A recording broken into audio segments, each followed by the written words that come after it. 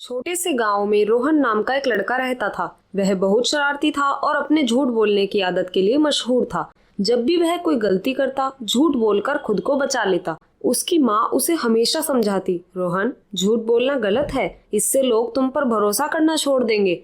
लेकिन रोहन पर इसका कोई असर नहीं होता। एक दिन गांव के सरपंच ने गांव वालों को बुलाकर कहा, सुनो, जंगल में शेर देखा गया है। सभी लोग सतर्क रहें। अगर कोई शेर को देखे तो तुरंत आवाज लगाकर सबको बुलाए। रोहन ने यह सुना और शरारत करने की ठानी।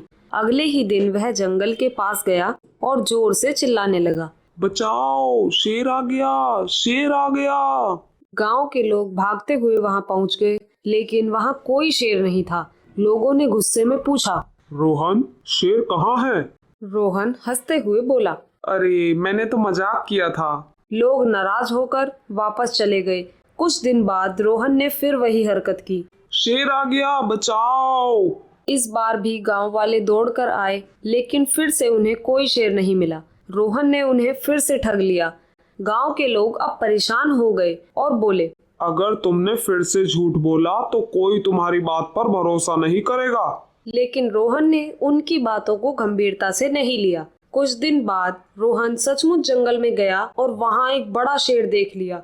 डर के मारे वह चिल्लाने लगा, शेर आ गया, बचाओ, कोई मेरी मदद करो। लेकिन इस बार गांव के लोगों ने उसकी आवाज को नजरअंदाज कर दिया।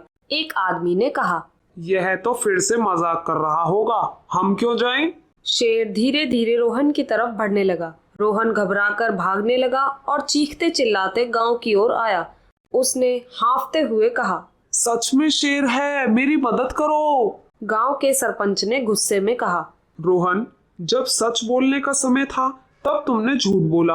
अब लोग तुम्हारी बात पर विश्वास क्यों करेंगे? रोहन को अपनी गलती का एहसास हुआ।